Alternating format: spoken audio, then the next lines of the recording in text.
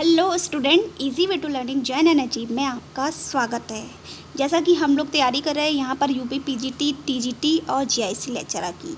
जो भी student economics से रिलेटेड इन एग्ज़ाम्स की तैयारी कर रहे हैं तो मेरी वीडियो आपके लिए बहुत ही बेनिफिशियल हो सकती है। तो आप इसे यानी कि जो भी नए व्यूवर्स देख रहे हैं तो इसे ज़्यादा से ज़्यादा शेयर कर दीजिए और सब्सक्राइब कर लीजिए मेरे चैनल को। तो आज हम डिस्कस करने जा रहे हैं demand analysis and supply analysis, मांग विश्लेषण और पूर्ति विश्लेषण। जैसा कि स्टूडेंट मैंने लास्ट वीडियो में आपको लॉ ऑफ डिमांड और लॉ ऑफ सप्लाई के बारे में बताया था कि लॉ ऑफ डिमांड क्या कहता है कि जैसे जैसे कीमत बढ़ती जाती है वैसे ही उपभोक्ता की जो रुचि होती है वो उस वस्तु में कम लेने लगता है। यानी कि जैसे जैसे कीमत बढ़ने लगती है वैसे वैसे हमारी डिमांड कम होने लगती है। उसी की दूसरी तरफ सप्लाई जो साइड होता है वो होता है उत्पादक की तरफ से, यानी कि बेचने वाले की तरफ से। तो सप्लाई साइड में क्या होता है, उत्पादक क्या करता है, जैसे जैसे कीमत बढ़ती जाती है किसी वस्तु की तो वो अपनी वस्तु को ज़्यादा से ज़्यादा बेचने के लिए उसका सप्लाई ज़्यादा से ज़्यादा करने लगता है।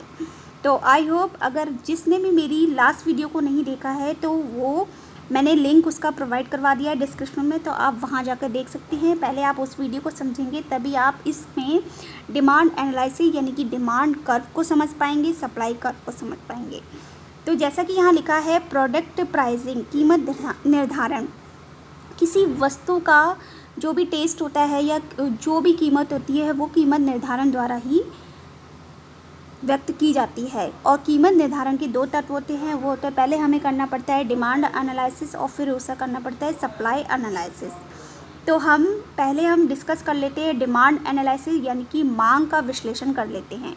तो यहाँ पर लिखा हुआ है फॉर्मूला ऑफ डिमांड एनालिसिस, यानी कि मांग का विश्लेषण किस तरह से होता है, इस फॉर्मूले के द्वारा होता है। यानी कि जैसे कि कोई वस्तु है, कोई भी वस्तु, ये हम उस वस्तु की डिमांड है, ठीक है। ये फंक्शन है और फंक्शन कौन कौन से हैं, कीमत, वाई मतलब आय, टेस्ट, एडवर्टाइजमेंट, फिर उसके बाद सब्स्टिट्यूशन एंड इंटरेस्ट। यानी कि हम जब किसी वस्तु की मांग करते हैं तो उसको कौन कौन से फैक्टर जो है प्रभावित करते हैं वो ये होते हैं। वो फंक्शन कौन कौन से हैं, कीमत है, आय है, टेस्ट है, एडवर्टाइजमेंट है और उस वस्तु के दूसरा कोई तोड़ हो वो, या फिर इंटरेस्ट, हमें उस वस्तु में कितनी इंटरेस्ट है। तो ये फॉर्मूला है डिमांड एनालिसिस करने का, जिसमें ये सारे फैक्टर जो होते हैं आय, टेस्ट, एडवर्टाइजमेंट और इंटरेस्ट, ये सब हमारे स्थिर यानी कि कांस्टेंट होते हैं। और जो मेन फैक्टर होता है जो कि हमारी डिमांड को प्रभावित करता है वो होता है कीमत। तो हमारा जो फॉर्मूला बनता है डिमांड का, डिमांड इज इक्वल टू, यानी कि किसी वस्तु की demand is equal to function है किसी वस्तु की कीमत। और इसका यानी कि इन दोनों डिमांड और कीमत के बीच में मैंने लास्ट वीडियो में आपको बताया था कि जैसे जैसे वस्तु की कीमत बढ़ती जाती है वैसे वैसे हम उस वस्तु की मांग कम करने लगते हैं, और इसके विपरीत जैसे जैसे वस्तु की कीमत कम होती जाती है तो हम उसकी मांग ज़्यादा करने लगते हैं। तो इन दोनों में कौन सा संबंध होता है, विपरीत संबंध होता है, आई मीन नेगेटिव रिलेशनशिप होता है। तो इसका जो फॉर्मूला होता है वो इस तरह से होता है, किसी वस्तु की डिमांड -1/px। तो इस तरह से फॉर्मूला होता है जो कि आपके जब आपका इक्वेशन समझाने यानी कि आती है तो इसी फॉर्मूले के द्वारा इक्वेशन को हमें समझना होता है। तो यहाँ पर डिमांड को एनालिसिस करने के लिए ये फार्मूला बता रखा है कि आपको बता दिया है कि जो मेन फैक्टर होता है वो होता है कीमत फैक्टर और बाकी जो होते हैं वो सारे कांस्टेंट होते हैं।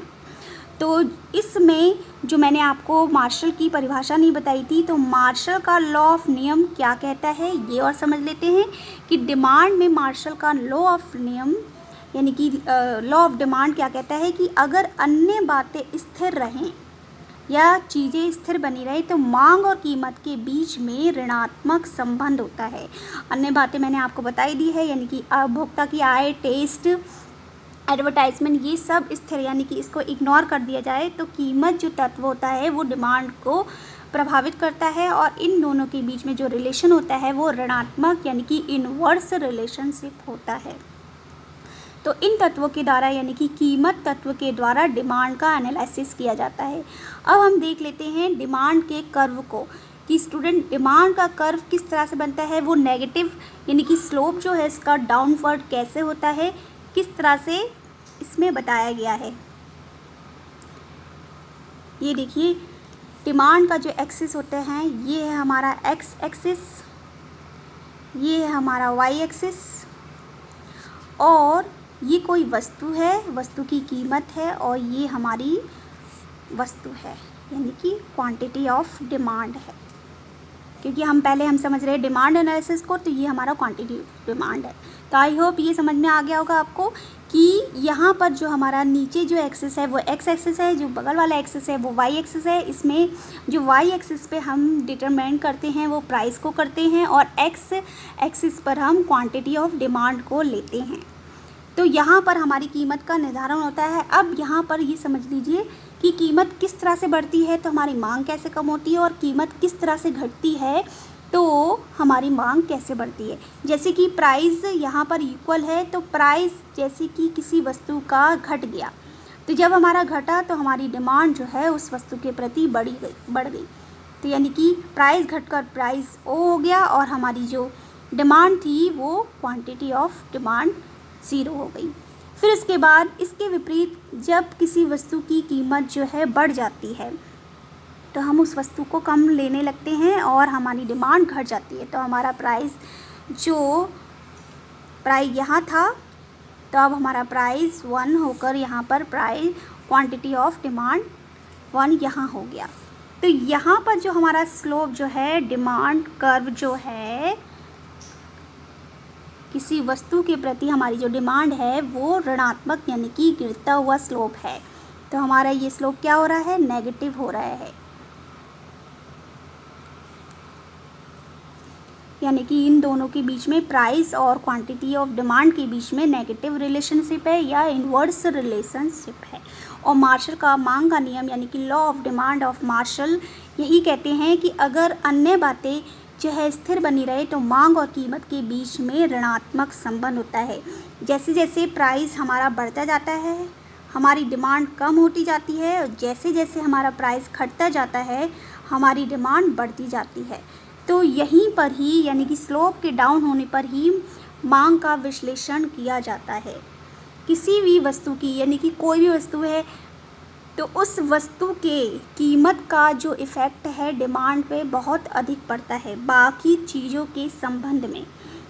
ऐसा नहीं है स्टूडेंट कि बाकी चीज़ें भी प्रभावित नहीं करती हैं, जैसे कि हमारी आय भी बहुत प्रभावित करती है। अब हमारी इनकम के ऊपर भी डिपेंड करता है कि हमारी इनकम कम है तो हम उस वस्तु की यानी कि कुछ वस्तुओं की डिमांड कम कर देंगे। फिर उसके बाद हमारा टेस्ट भी कि हमें ये वस्तु पसंद नहीं है, हम उसकी जगह पर जब टेस्ट जो होता है वो बहुत इंपॉर्टेंट होता है। कभी कभी ऐसा होता है कि टेस्ट के अकॉर्डिंग हम उस चीज़ को ख़रीदने के लिए बिल्कुल तत्पर हो जाते हैं कि हमें वो चाहिए क्योंकि वो हमारे टेस्ट के अकॉर्डिंग है, तो हम उसमें प्राइस को भी नहीं देखते हैं। लेकिन प्राइस का इफ़ेक्ट ज़्यादा होता है टेस्ट के अकॉर्डिंग। उसी की जगह पर हम एडवर्टाइजमेंट से भी बहुत प्रभावित होते हैं कि किसी वस्तु के एडवर्टाइजमेंट या ट्रेंड होने पर हम उस वस्तु के प्रति झुकाव करने लगते हैं और उसकी कीमत कितनी भी होने पर हम उस वस्तु को यानी कि एडवर्टाइजमेंट के अकॉर्डिंग ख़रीदने लगते हैं। लेकिन marshal of law of demand में मार्शल ने ये कहा है कि इन सारे बातों को आपको इग्नोर करना होगा और जो प्राइस लेवल है उसको मेन फैक्टर बनाना होगा, तभी आप लॉ ऑफ डिमांड को क्लियर कर सकते हैं और एनालिसिस कर सकते हैं। तो आई होप स्टूडेंट आपको ये जो डिमांड एनालिसिस है वो समझ में आ गया होगा कि जो हमारा कीमत होता है वो होता है इंडिपेंडेंट वेरिएबल और डिमांड जो होता है वो डिपेंडेंट वेरिएबल होता है। वो इसलिए क्योंकि हम पूरी तरह से डिपेंड होते हैं अपनी मांग पर, और जो हमारा प्राइस है जो कि घटता बढ़ता रहता है उसी के अकॉर्डिंग हमारी डिमांड भी घटती बढ़ती रहती है। तो प्राइस है इंडिपेंडेंट वेरिएबल और डिमांड है डिपेंडेंट वेरिएबल, इसीलिए हमारा जो स्लोप होता है वो डाउनवर्ड होता है यानी कि नेगेटिव होता है इन्वर्स रिलेशनशिप की वजह से।